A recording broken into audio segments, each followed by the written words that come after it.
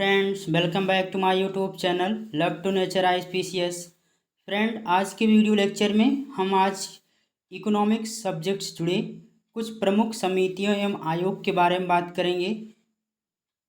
ठीक है, और लास्ट के इस वीडियो लेक्चर में हम कुछ प्रमुख बोर्डों के बारे में भी चर्चा करेंगे। आज शुरुआत करते हैं।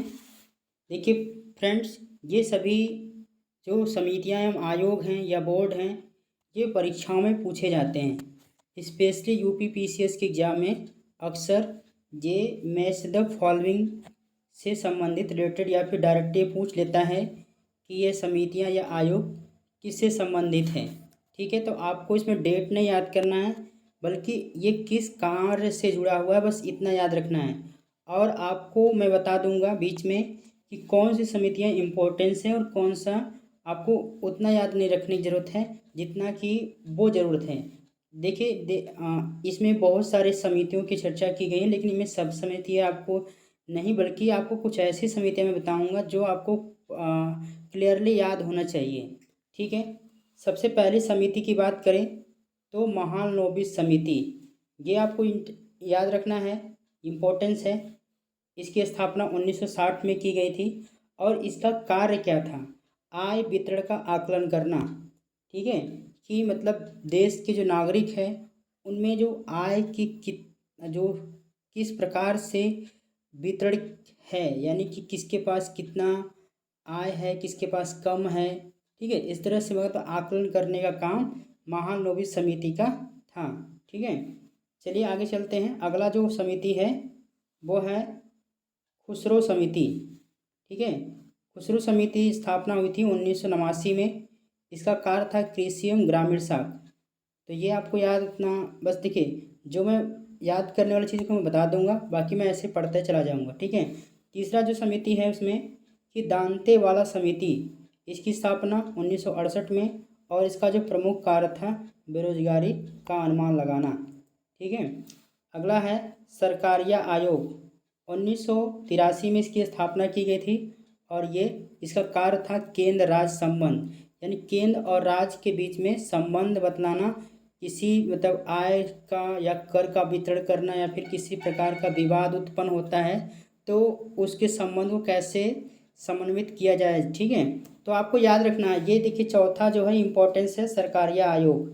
इसके पहले मैंने महालनोबिस बताया, ये दो आपको याद होना चाहिए। और अगला जो है आपका गोईपोरिया समिति है, जो कि 1990 में स्थापना की गई थी और ये बैंकिंग सेवा सुधार से संबंधित है। इसे भी आपको याद रखना है। ठीक है, आगे बढ़ते हैं। छठा आपका गोस्वामी समिति है। इसकी स्थापना 1993 में की गई थी। इसका जो कार्य है औद्योगिक रुग्णता। ठीक है, अगला है आपका सातवां, ये भी इम्पोर्टेंस याद रखिएगा, नरसिंहम समिति। नरसिंहम समिति इसकी स्थापना 1991 में की गई थी। इसका जो कार्य था वो वित्तीय संबंधी सुधार करना। ठीक है, तो आपको अभी तक मैंने जो स्टार बताया है वो याद रखना है।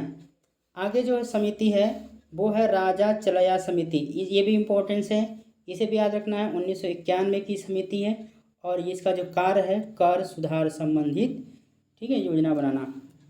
आगे है नौवां कि जानकी रमन समिति, 1992 में इसकी स्थापना की गई थी और इसका कार्य था प्रतिभूति घोटाला से जुड़ा हुआ है।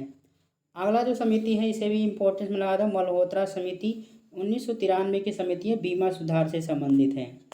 ठीक है, आगे है 11वां है आपका भंडारी समिति, 1994 में क्षेत्रीय ग्रामीण बैंकों की पुनर्रचना से संबंधित है।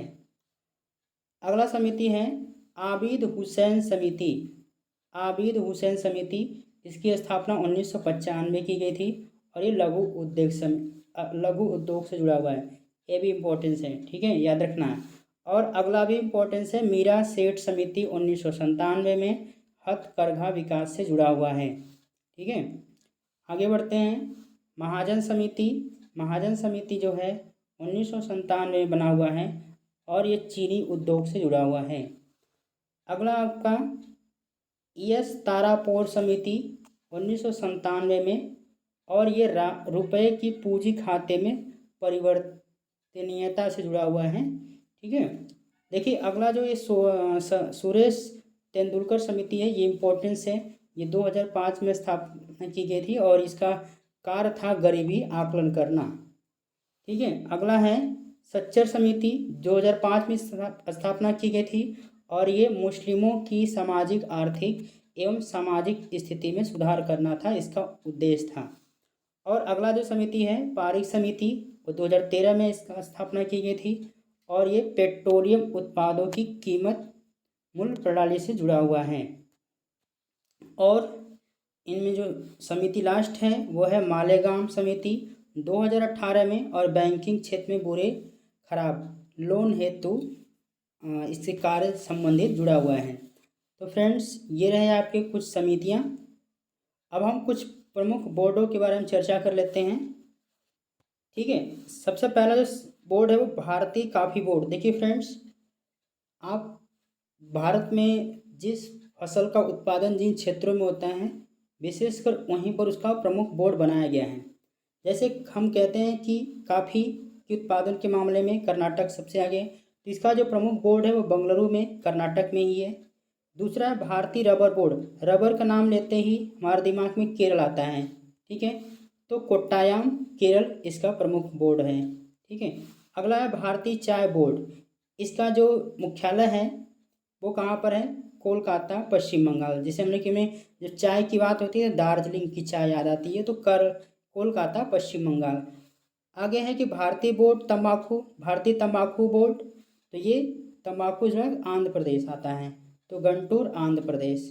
ठीक है, आगे है भारतीय मसाले के नाम लेते ही केरल आता नाम, तो भारतीय मसाले बोर्ड कोच्चि केरल है।